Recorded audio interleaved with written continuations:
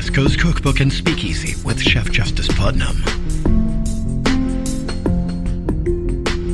Netrootsradio.com.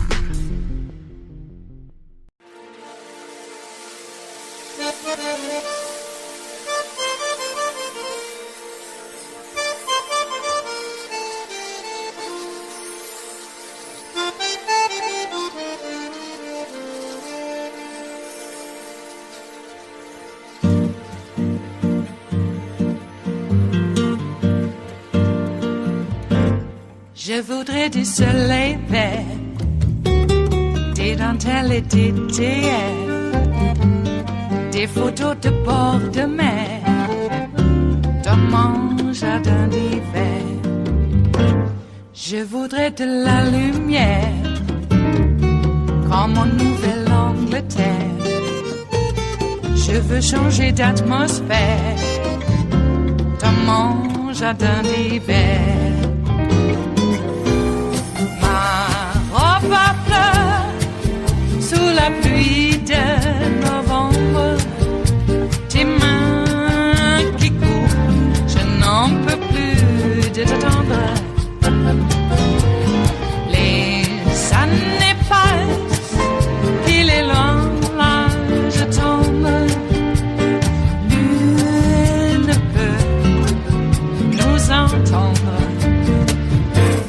Je voudrais du Fred Astaire, revoir un latte. Joining me now, CNN political analyst and White House correspondent for the GRIO, April Ryan, and CNN political commentator, Republican strategist Alice Stewart.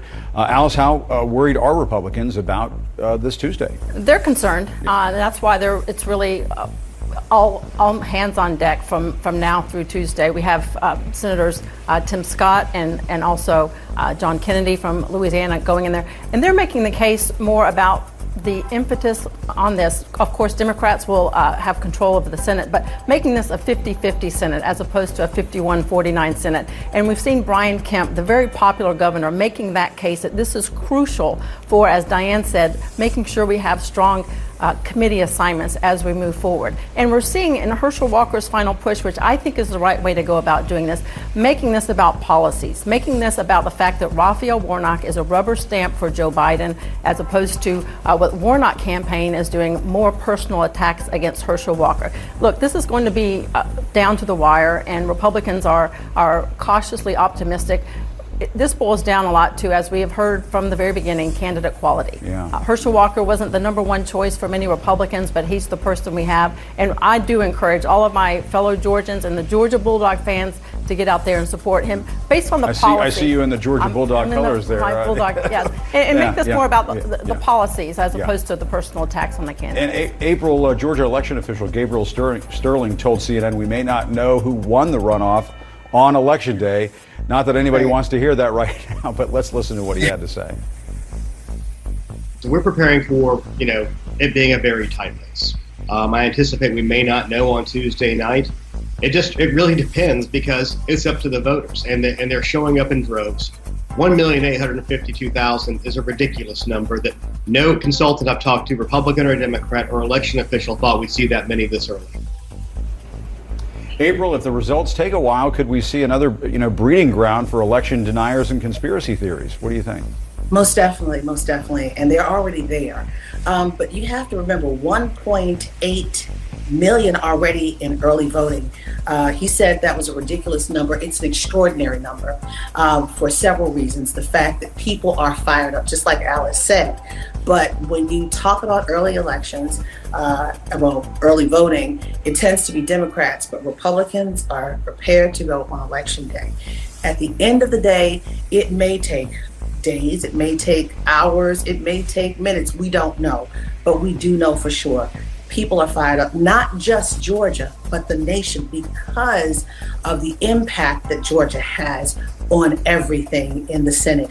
And not only that, I talked, Jim, to some people in the civil rights community, and they said, when it comes to Georgia, they said, look, if Herschel Walker gets it, civil rights will not be as relevant, they believe, as it could be if Warnock would make it. They feel that civil rights, equity, and inclusion will be a problem for Herschel Walker, and it wouldn't be for Warnock.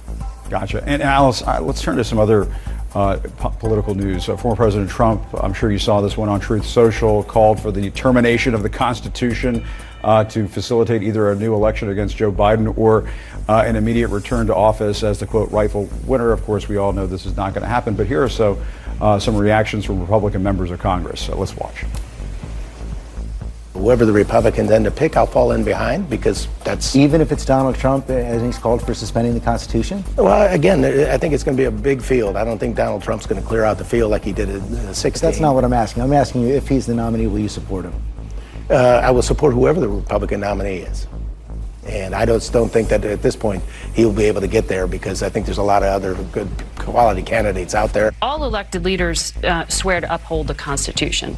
Does calling for its suspension, is that disqualifying for a presidential candidate? It's certainly not consistent. You know I'm with asking the question. I do. It's certainly not consistent with the oath that we all take. And let me read you how Liz Cheney reacted to all this. Donald Trump believes we should terminate all rules, regulations, and articles, even those found in the Constitution, to overturn the 2020 election. That was his view on January 6th. Remains his view today. No honest person can now deny that Trump is an enemy of the Constitution. Alice, are we really going to see the party get twisted into a pretzel by Trump once again on these kinds of questions? I mean, what do you think? We're seeing now that there's a choice. You know, back in the Access Hollywood, Donald Trump was the nominee. And crisis after crisis and not smart statement on Trump's behalf, he has been the only choice. Now we have other choices. Now he is going against a big field of Republicans in 2024 that are consistent conservatives, they are rational conservatives, they are common sense conservatives, and they are not as divisive as him. And I hate to inform the former president, the Constitution is not like a spouse. You can't just get rid of it when it no longer suits your purposes. The Constitution is here to protect the rights of all Americans. It is not there to change the past election of a self-serving American. And he is wrong on this. This is absolutely ludicrous. And I guarantee you, Jim, the more you ask conservatives and Republicans about this statement, they will say this is not right. And they're going to separate themselves from these kinds of statements. Yeah, Alice, the Constitution is not like the buffet at Mar-a-Lago. You can't skip past the items that you don't like. April, can you hear me? Oh, looks like we might have lost April's audio there, but Alice, I mean, this is going to be a problem for the House Republican leader Kevin McCarthy. It's not clear yet whether or not he's going to have the votes to become the next Speaker of the House. He has said he plans to read the entire Constitution from the House floor on the first day of the new Congress, but yet McCarthy has yet to condemn Trump for, calling to terminate the Constitution. This is a problem. It is. And look, a lot of people are not going to be proactive and come out and denounce this ludicrous statement. But if asked, I guarantee you, Jim, they're going to make it clear that there's no space in American politics for this.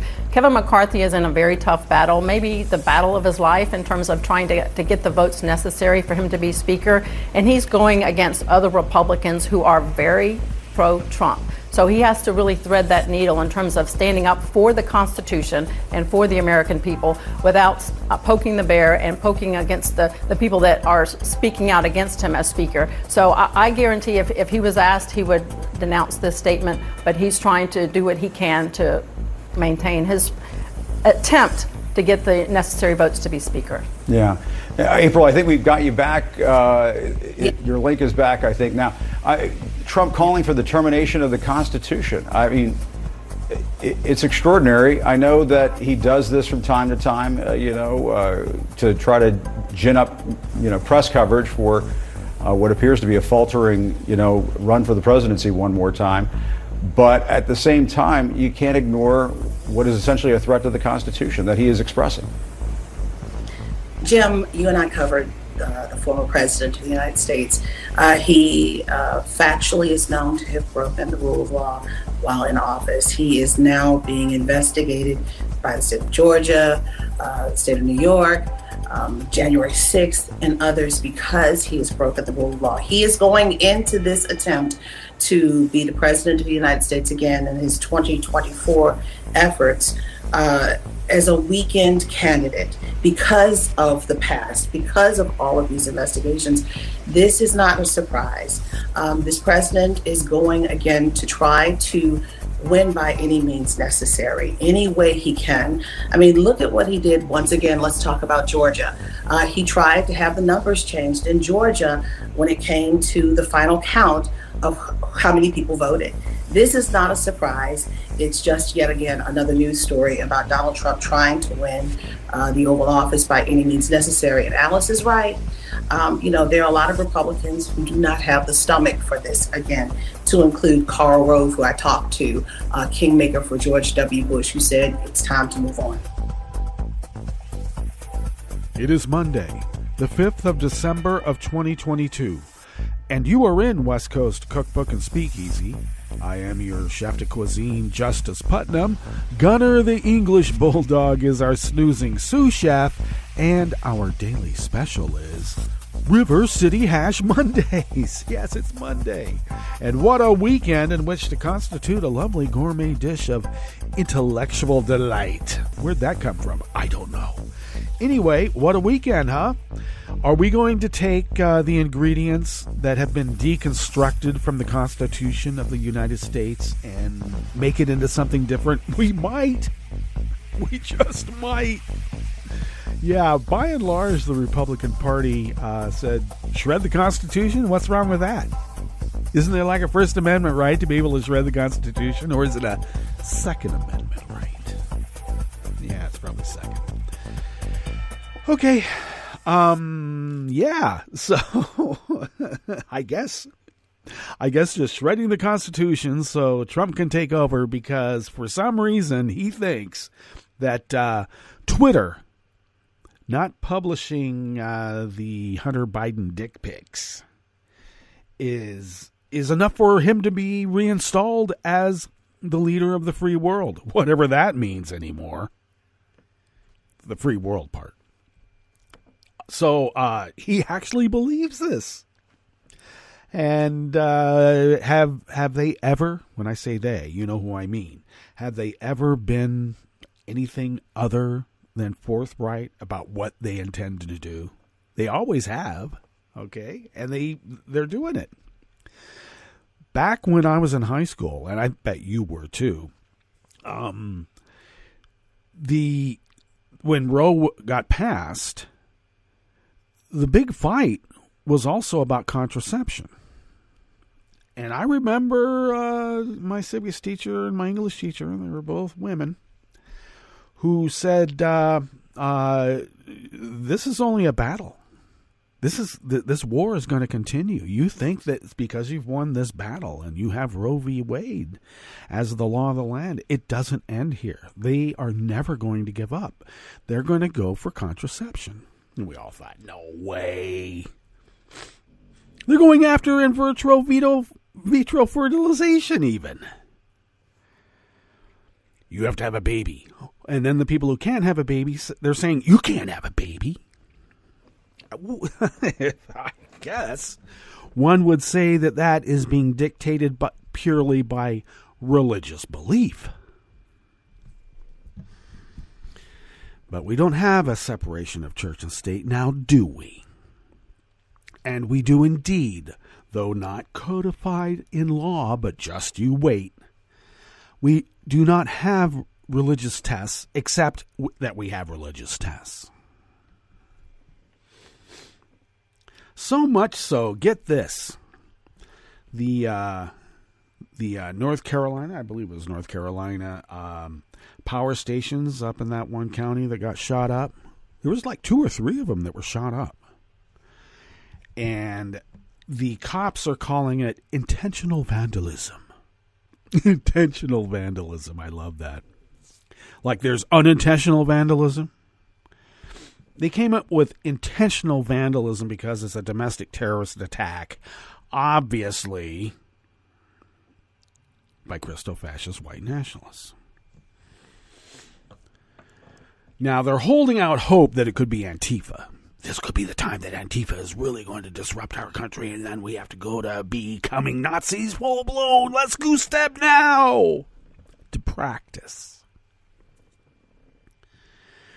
So this cop, I believe his name is Fields, the chief,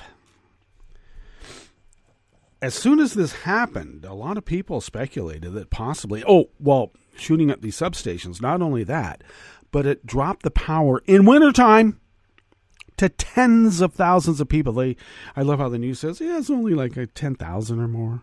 Or more. Yeah, a few tens of thousands were without power.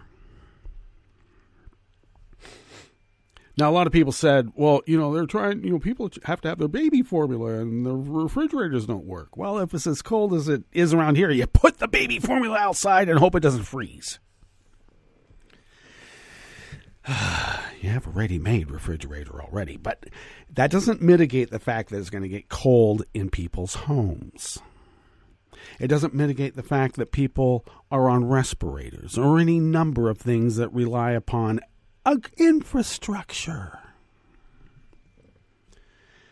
And what have we been warned about for months? That certain elements of our government, and when I say our government, I mean a political party, that poo-poos any mention that there's white nationalists or just domestic terrorists who are non-Muslims. Let's just put it that way. They are going to go after infrastructure. We've been warned about this. Already, we've had hacks by Russian hacking groups taking down electric grids.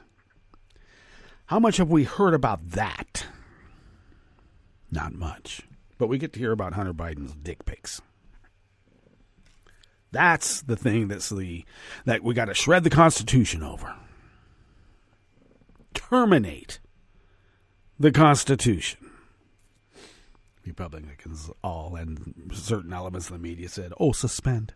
No, he said terminate. Shred the Constitution.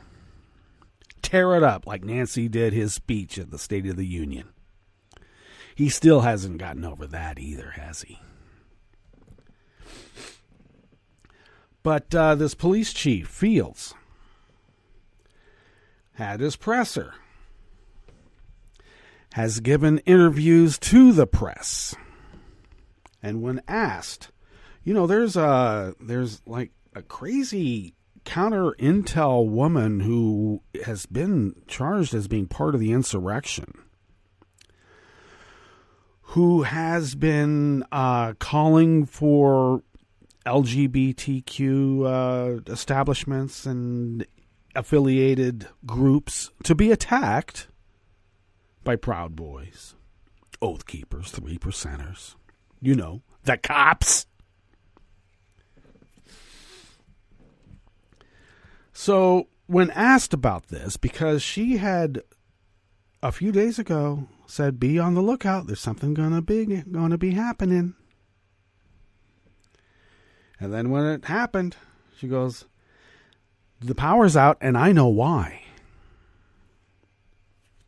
So when asked about these tweets, these public proclamations, the police chief said, we are aware of a woman who has been giving out false information. What? And so we did go and interview her. And we had a word of prayer. His words. We had a word of prayer with her. And we came away appeased that she had nothing to do with it. Nobody said she had anything to do with it. She had info privy to it. Now, let me remind you again. This woman got kicked out of the military, and what was her function once again? Counter intel. So she has some cops come and pray with her. If that's not psyops, I don't know what is. But I want to know what the hell a cop is going praying with a possible suspect when I thought we were a government without religious tests. Yeah, I don't know. Does that apply? Is that stretching it too far? I don't think so. It has become so insidious that in a criminal investigation about domestic terror, the police prey with a possible suspect or an informant. Or how about this? Going in naively, ignorantly, whatever, willingly being played with psyops by a counter-intel professional. Well, the feds are involved. The FBI is involved. But I love how the press is not talking about this as being a possible terror attack. Even the cops said whoever did it knew what they were doing. Really? And it doesn't have to be about the gay scene. This is the kind of terrorism that we've been warned about. It is far-flung. It is because they are not getting their way, because they are the caustic third and probably even less now, but they've become very potent. The more you concentrate a toxin, the more potent it becomes. That's not to say, oh, well, we should dilute it and let it get out into the mainstream and therefore be diluted. No, it becomes even more caustic over time.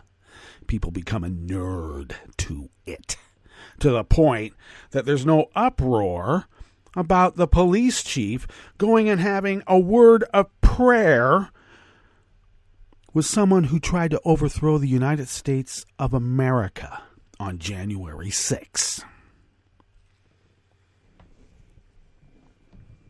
I don't know. I'm just kind of old-fashioned, you know.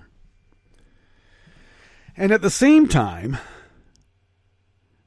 that the GOP is out there proclaiming, well, you know, patriots shred the Constitution, but tyrants pass student loan forgiveness. Yeah, we become a nerd, haven't we? I'll leave you with this before we get into what we have curated for you today. There's maybe you've seen it, but in the waning days of this election in Georgia, Herschel Walker was wearing a T-shirt at some group that, and I got to tell you, in the waning days, he's been pretty much limiting his public exposure, and we know why. And I don't care what the Republican operative said up there during the clip with Acosta, that this is the kind of strategy that's going to work. I don't think so. But it is kind of weird thinking that, you know, here's this guy put up as obviously a patronizing affront to everything that is reasonable, could win against a candidate, a person like Warnock. Think of that. But anyway, Walker was wearing a T-shirt that said Cassius Clay. Cassius Clay. Dead naming Muhammad Ali. Because he knows that if Muhammad Ali ever saw that, even in his debilitated state, from the Parkinson's-like disease that he suffered from for a few decades at the end there, he would still kick Herschel Walker's ass while standing over him saying, "What's my name?" But he wouldn't have it in such a little whiny tone like I just did. Be a little bit more assertive. "What's my name, mofo?" So, Cassius Clay. All right. I got to tell you, that's another, in a way, an Atwater dog whistle. Okay. Because Muhammad Ali refused to speak with reporters who continued to call him Cassius Clay. And the bigots of the day refused to call him Muhammad Ali. He was always Clay. So we know what kind of person Herschel Walker is, don't we? But he could still win. because apparently, I don't know. There's a lot of people in Georgia that like that, I guess. Yeah. All right, what do we have curated for you here as we begin in the Bistro Cafe of West Coast Cookbook and Speakeasy on this fine River City Hash Mondays? A little cold, but hey, it's still fine. The re-elected Republican governor of Tennessee is considering highway express toll lanes and tripling the fees for electric car owners. Oh. Okay, he has a mandate. Election conspiracists who were soundly defeated for statewide offices are now seeking to take over the Michigan GOP. And the Oregon Attorney General acknowledged the state is not ready to have a permitting process in place by this Thursday, as required by the voter-approved Gun Control Measure 114. Now, the cops say they need another month, but it's a delaying tactic. They could have had everything in place, but sheriffs, especially the Oath Keeper type sheriffs, the constitutional sheriffs, say they are not going to enforce any gun control measure. And what does this gun control measure consist of? Maximum magazine capacities for ammo and having a background check. Oh, that is a violation of the Second Amendment, according to the constitutional sheriffs. And they ought to know, where some of us took 4 years to get a degree in constitutional history and European law, and they took a total of 32 hours. Guess who knows more, according to them? You know who I mean. After the break, we move to the chef's table, where European officials have objected to the green subsidies in Biden's signature Inflation Reduction Act as protectionist. And the British Rail Workers Union rejected an offer aimed at averting future strikes. Where have we heard that before? All that and more on West Coast Cookbook and Speakeasy. Bon appetit.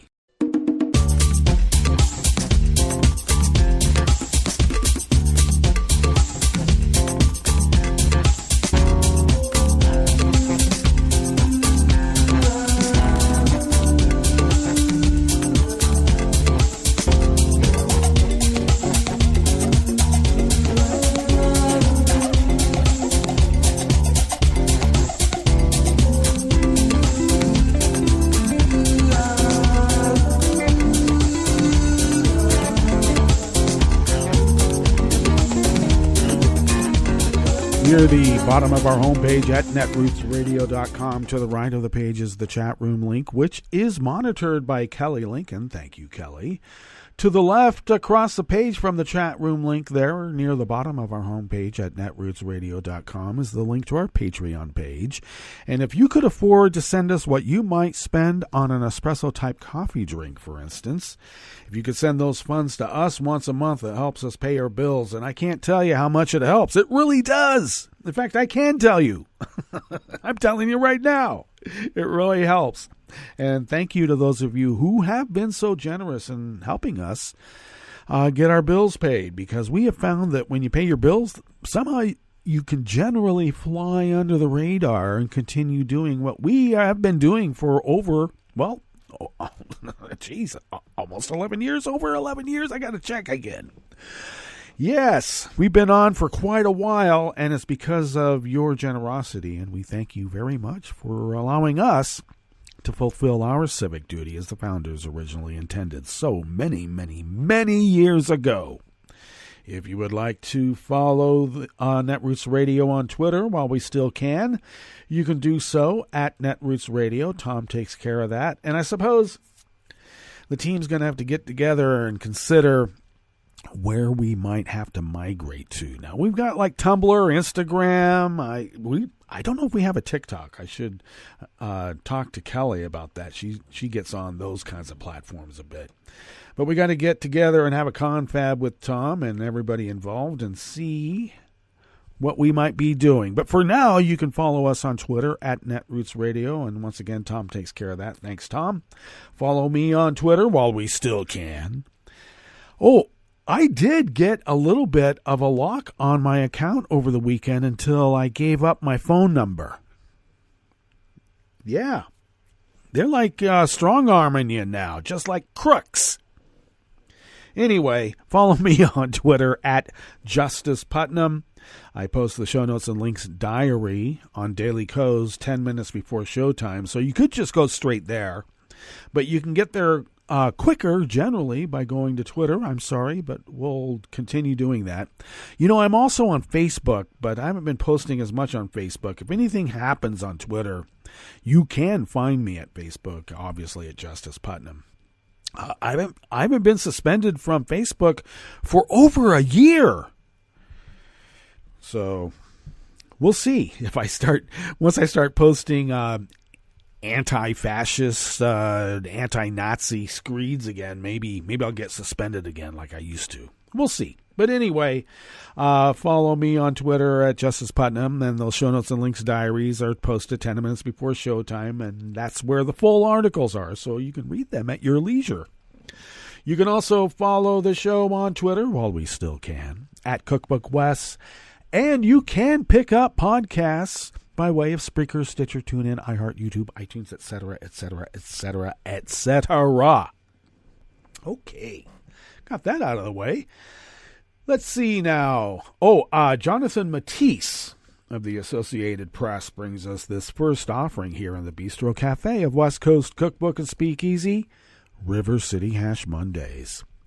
Tennessee Governor Bill Lee is considering allowing express toll lanes on highways and tripling a fee for electric car owners as he targets his first big push after winning re-election, paying for tens of billions of dollars in roadway projects. The Republican is adamant about what he won't do: raise the gas tax, add fully tolled roads, or issue debt in lieu of the state's pay-as-you-go road funding method. Lee says the timing is crucial to pivot quickly to roads. With Tennessee's rapid growth and truck traffic, state transportation officials say $26 billion in projects are needed to address worsening congestion, and only $3.6 billion of it is planned under a big swipe at roads by Lee's predecessor. Officials also say projects are taking so long, 15 years on average, that they are coming in over 40% over budget. Like other states, Tennessee's current road funding through gas taxes looks less reliable as more people switch to fuel-efficient electric cars. Tennessee is also becoming an electric vehicle production hub, highlighted by a massive upcoming Ford electric vehicle project with a partner company's battery factory. Lee will need Republican lawmakers on board for much of what he wants. That includes opening up the possibility for private companies to bid to build new express lanes on highways and impose tolls for profit. Lawmakers would also need to approve raising the annual fee on owning an electric vehicle from $100 to $300. Transportation Commissioner Butch Ellie has stated that any express toll lanes would be newly built and would not turn existing carpool lanes into paid ones. Wink, wink. Across the country, 5 states have express toll lanes. 10 states have carpool lanes to let others join at a price, and some have both. The state could control driver eligibility and the pricing policy, which can fall or rise based on current congestion, while charging only those who want the quicker ride.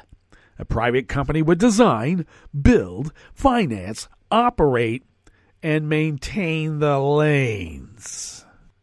The $300 electric vehicle fee could be the country's most expensive. As of July 31st, states that have a similar yearly fee ranging from $50 in Colorado to $225 in Washington. Ellie said the increase better reflects what electric car drivers would be paying in federal and state gas taxes.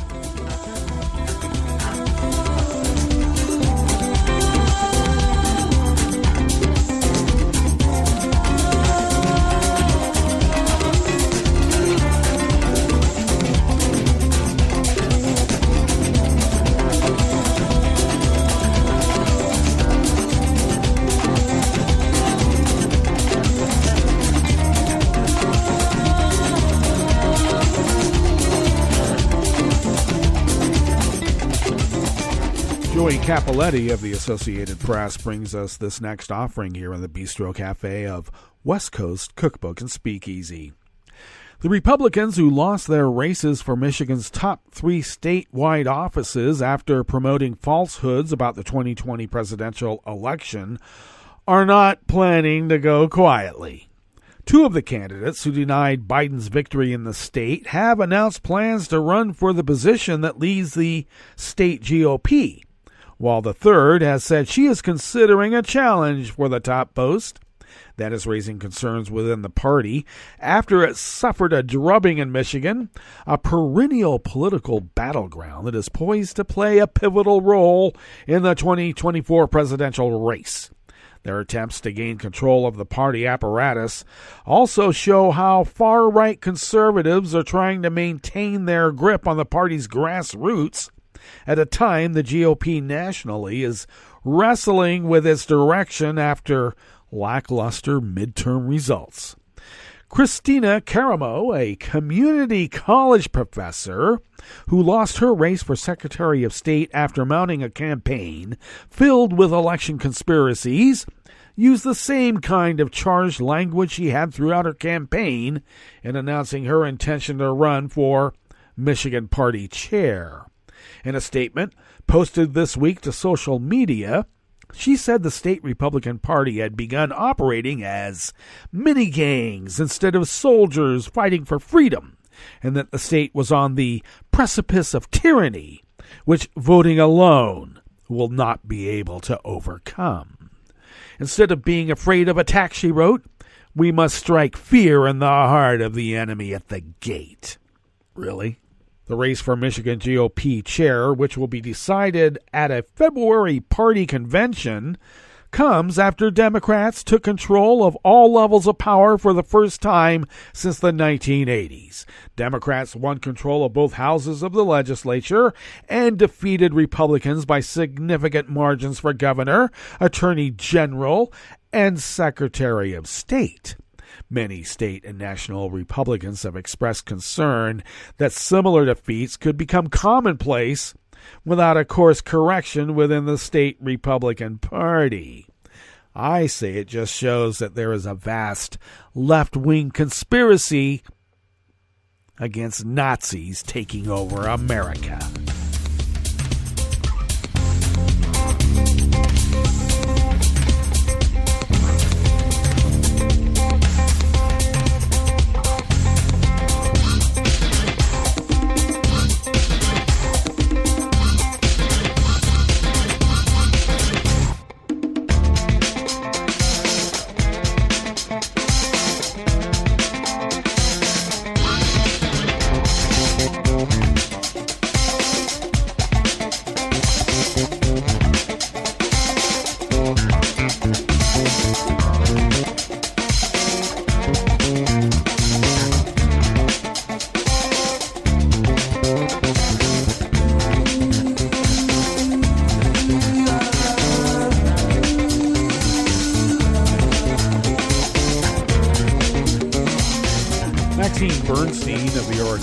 Brings us this final offering here in the Bistro Cafe of West Coast Cookbook and Speakeasy, River City Hash Mondays. 2 days after telling a federal judge that Oregonians will be able to apply for a permit to buy a gun by the end of this week, Oregon's Attorney General last night, Sunday, acknowledged the state is not ready to have a permitting process in place as required by the voter-approved Gun Control Measure 114. In a 3-page letter to the court filed at 9:14 p.m. Sunday night, Senior Assistant Attorney General Brian Simmons Marshall conceded that local law enforcement agencies have made it clear that necessary pieces of the permit to purchase system will not be in place by this coming Thursday, the date the measure is set to take effect. The Attorney General's concession echoes what gun rights advocates have argued for the past several weeks and have informed U.S. District Judge Karen J. Immergut in multiple legal briefs filed in pending lawsuits. The Attorney General has recommended the permit requirement be postponed until February, while the measure's other regulations are allowed to go into effect. The state's position that Measure 114 is constitutional on its face remains the same, Marshall's letter said. The voter-approved measure, which narrowly passed with a 50.7% of the vote, will ban the sale, transfer, and manufacture of magazines that hold more than 10 rounds, require a permit to purchase a gun, and not allow a gun sale or transfer to occur without a background check completed. The Attorney General's office admitted in its letter to the court that the firearm safety courses that are required before someone can obtain a permit to buy a gun are not yet available. And why is that? Oregonians should be allowed to continue to buy guns without a permit during a limited window until the state has a full permitting process in place, the Attorney General's letter recommends. Meanwhile, the state will continue to work to get a process up and running, Marshall wrote. The state's proposed postponement would mean that while the permitting system is brought online, Oregonians who lack a permit will be able to purchase and transfer firearms. Meanwhile, the state and local law enforcement would continue to work towards implementing Measure 114's permit provisions. Moreover, Oregonians would be able to begin the application process. When the court's order expires, Measure 114's permit requirement for purchases would go into effect, Marshall wrote the judge. The Attorney General's office pointed to the court declaration by Jason Myers, a retired Marion County sheriff who is now executive director of the Oregon State Sheriff's Association. Myers estimated it will take at least another month to prepare an operational permit system. In a press release, Attorney General Ellen Rosenblum recommended the permit to buy a gun requirement be postponed until February. Marshall wrote to the court that the state is committed to working cooperatively with its partners in local law enforcement, if only local law enforcement would work with the state. All right, let us now get to our break, and when we get back from that break, we will go through weather from around the world, and we will finish up with the stories that we have curated for you today.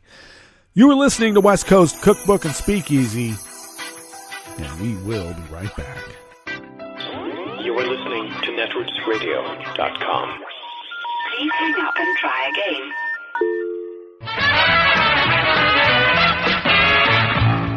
From a point at sea to the circles of your mind, a new force is at work for planetary transformation.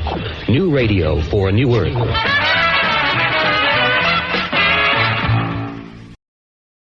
This is Take Two Movie Review. I'm Mike Friend. This week, The Last Supper. Music is entertaining and fun for some, but for others, it's a torturous exercise in an ever-narrowing quest for authenticity and purity. It's not just music. What I'll call aesthetic distillation is ongoing with everything that falls under the umbrella of art, which can be cynically defined as that which is created for analysis by critics, sort of like film and people like me. In the movie The Menu, we see this play out in the world of food. We first meet our guests at a fine dining spot called the Hawthorne as they board a boat to take them to the island where the restaurant is. They're a non-randomly selected lot of overindulged characters from entertainment, business, law, and journalism, including a food critic and a professional social media sycophant, with one exception. The fun really begins, though, when we meet Chef Julian and his creepy cult-like crew. Think Kim Jong-un's private kitchen, maybe. The movie has courses rather than chapters, with captions like on Netflix's Chef's Table, with introductions by chef which become more dissociative as the evening progresses. As a fly in the pate, however, is the sycophant's guest date Margot, turns out to be a paid escort replacement. Played by Anna Taylor-Joy, she turns out to be the ultimate counterpoise to Chef, who's decided to make the evening payback for how his passion for cooking got perverted into foodie horror. Ralph Fiennes brings off Chef's disintegration with ferocious zeal, and Taylor-Joy's personification of sanity is cinematically perfect. Food can be a metaphor for everything. In the menu from director Mark Mylod of Succession, so we know where he's coming from, the connection from cancer capitalism to hollow elitism is laid bare, and Margot gets to send it all up while eating a really good cheeseburger. This has been Take Two Movie Review. I'm Mike Friend. Catch up with us at take2moviereview.com and feed us back on our channel on YouTube.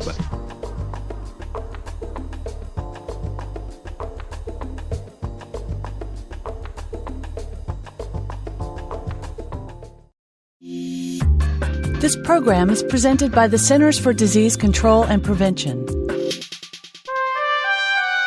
As fall turns to winter, the flu season will be upon us in force. The best way to avoid influenza is to get immunized. Everyone 6 months and older should be vaccinated. Those at increased risk for flu complications include children under the age of 5 and adults 65 and older, people with chronic health problems such as heart disease, asthma, and diabetes, and pregnant women. To get your annual flu vaccine, see your healthcare provider or go to a pharmacy, grocery store, or clinic in your area. If you get influenza, talk with your healthcare provider right away about antiviral medication. Thank you for joining us on A Minute of Health with CDC. For the most accurate health information, visit www.cdc.gov or call 1-800-CDC-INFO. Here's an interesting fact. Dinosaurs dominated Earth for 165 million years, and they assumed they always would. Which brings us to, well, us. We bipedal, far-ranging Homo sapien primates have certainly established our dominance over modern-day Mother Earth, and even though our reign has only lasted about 200,000 years, we 21st century humans grandly assume that we're ordained by the gods to rule ad infinitum over our planet and beyond. But oops, unfortunately, we've based our preeminence on the unsustainable consumption of our domain, rather than on stewardship for the ages. Under the global misguidance of corporate, political, religious, academic, and other powers that be, our large-brained species has ended up making an awful mess of the nest we inherited. Elite plunderers and profiteers have imposed an ethic of greed, inequality, and even inhumanity that is devouring everything from Earth's climate to our basic human values of fairness and justice. Leading this careless assault is a clique of arrogant and abusive high-tech gabillionaires who consider themselves geniuses because, well, they're rich. Consider Elon Musk, presently the richest of the world's richest, who postures as an uber-brain deep thinker and whirling corporate dervish. But wait, strip away the hype, and Musk is just another self-serving plutocratic ravager, a cartoonish robber baron whose genius lies in 1. Taking credit and profit from other people. 2. Demanding subsidies and special breaks from government. 3. Cheating workers and customers. And 4. Suing everyone for his failures. This is Jim Hightower saying, if billionaire humanoids like Elon really wanted to save us from extinction, they would do the honorable thing by going first. I'm Rick Smith, and this is Labor History in 2. On this day in labor history, the year was 1955. That was the day the American Federation of Labor and the Congress of Industrial Organizations merged to become the AFL-CIO. The American Federation of Labor was a confederation of unions that can trace its roots all the way back to just after the Civil War in 1866. Samuel Gompers initially established the Federation of Organized Trades and Labor Unions, which reorganized as the American Federation of Labor. This group was comprised of craft unions and represented primarily skilled laborers. However, as industrialization grew, many union organizers believed in the idea of industrial unions. They wanted to expand to organize more unskilled workers by industry. John L. Lewis, head of the United Mine Workers Union, was one union leader who wanted this change. change. Out of this idea, the Committee of Industrial Unions was formed as part of the American Federation of Labor. This group felt its issues were being ignored by the AFL. As a result, in 1938, it split from the AFL and became the Congress of Industrial Organizations.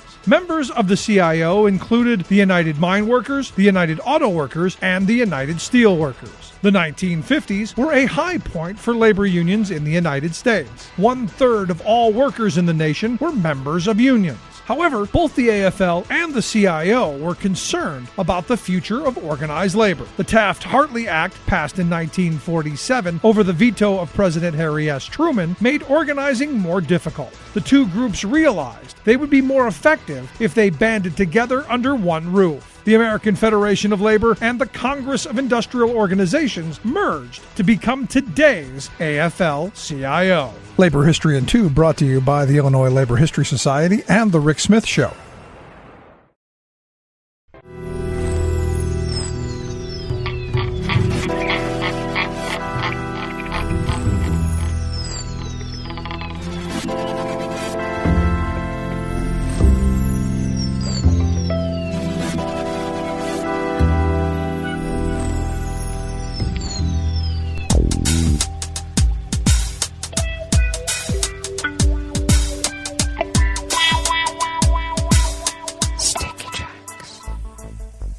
Thank you for accompanying us here to the chef's table at West Coast Cookbook and Speakeasy River City Hash Mondays.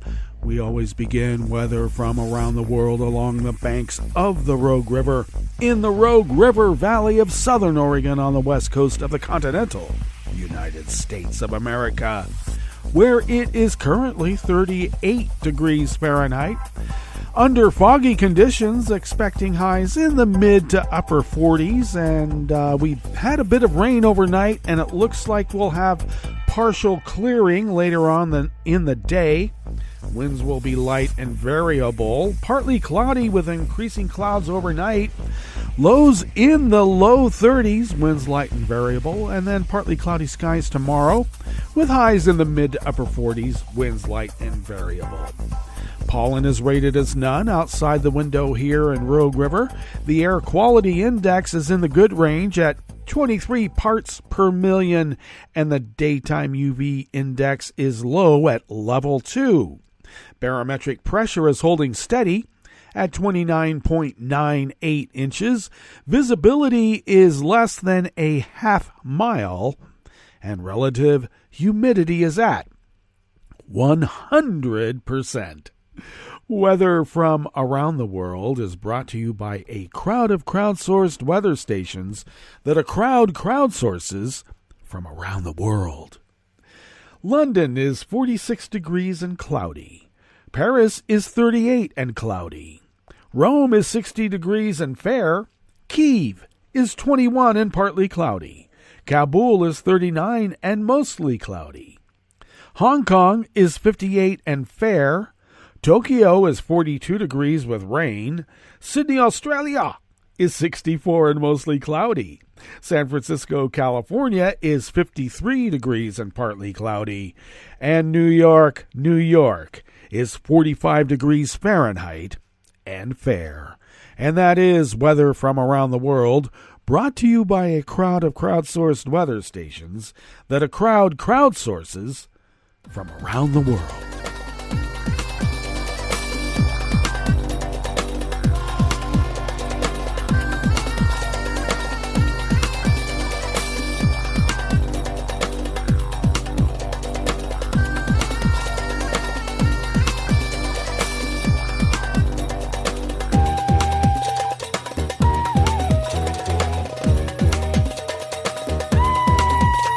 Emily Rohala and Ellen Nakashima of the Washington Post brings us this first amuse-bouche here at the chef's table at West Coast Cookbook and Speakeasy River City Hash Mondays.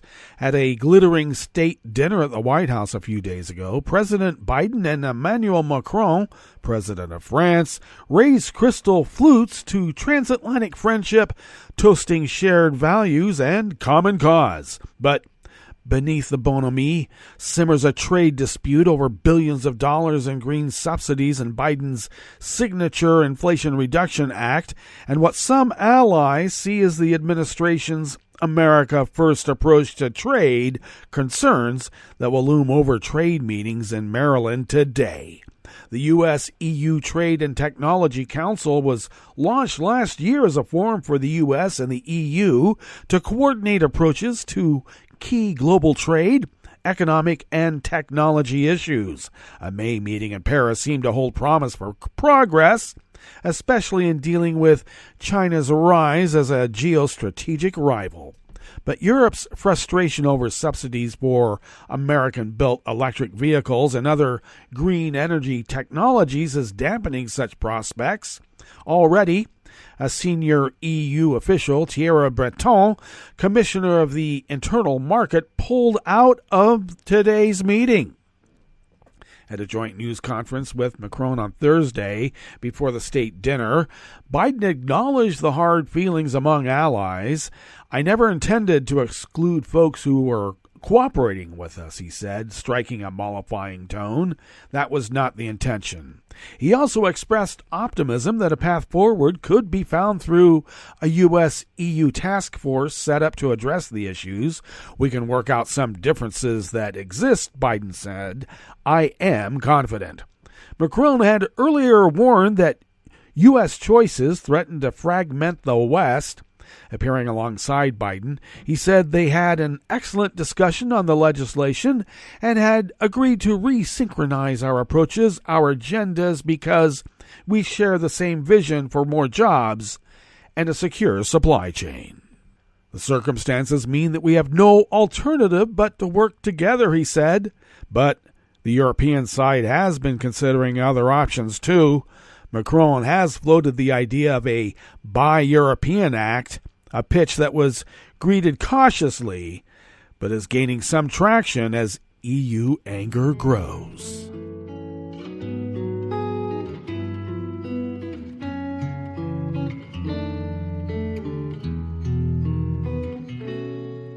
Je te donne ce mon amour pour la vie entière. La promesse de me trouver à tes genoux. Aussitôt que tu m'appelles, rester toujours fidèle. C'est tout, c'est tout. Je te donne tous mes printemps, mes étés de mer, mes automnes quand les feuilles tombent partout. Si ce n'est pas une bonne affaire, je te donne tous mes hivers. Kajik Ghosh, Alexander Smith, and Danielle Wallace of Reuters brings us this final amuse-bouche here at the Chef's Table at West Coast Cookbook and Speakeasy. Britain's RMT union said yesterday, Sunday, that it had rejected a pay rise offer of 4% in 2022 and 2023 from train operators aimed at heading off further strike action, which has disrupted travel for millions of rail users. The RMC said last week that more than 40,000 railway workers would stage strikes over December and January in a long-running dispute over pay, signaling travel disruption before and after the busy Christmas holiday period. The Rail Delivery Group, which represents train operators, had earlier offered the National Union of Rail, Maritime, and Transport Workers a pay rise of 8% over 2 years, with a guarantee of no compulsory redundancies to April of 2024.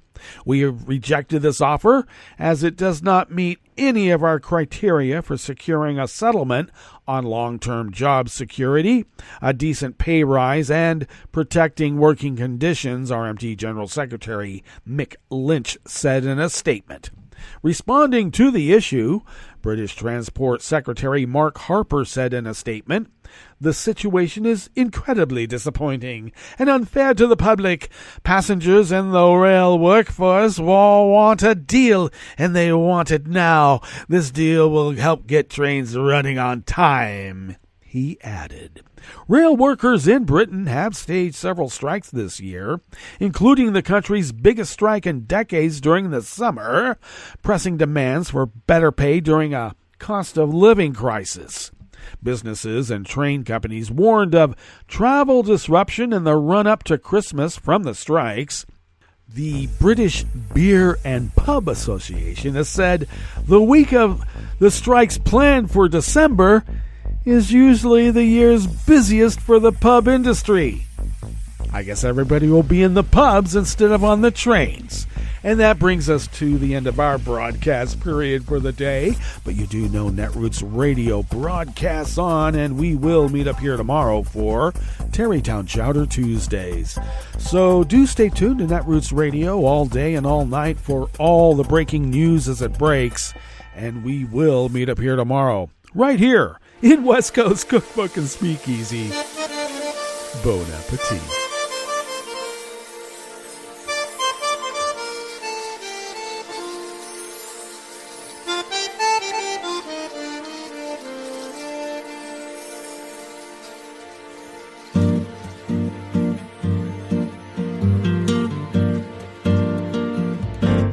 Je voudrais du soleil vert, des dentelles et des théières, des photos de bord de mer, dans mon jardin d'hiver.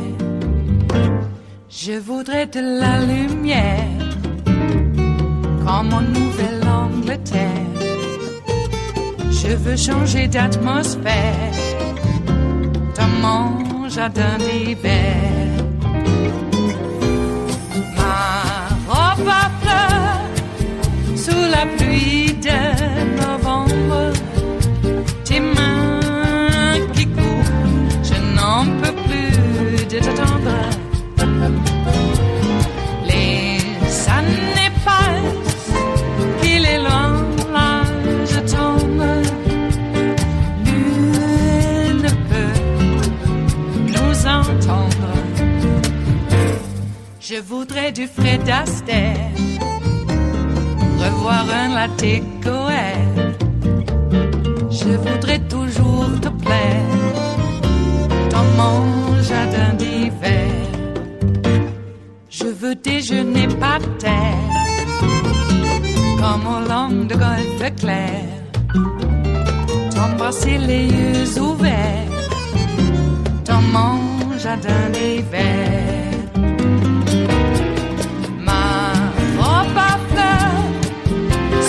Pluie de novembre, tes mains qui courent, je n'en peux plus de t'attendre.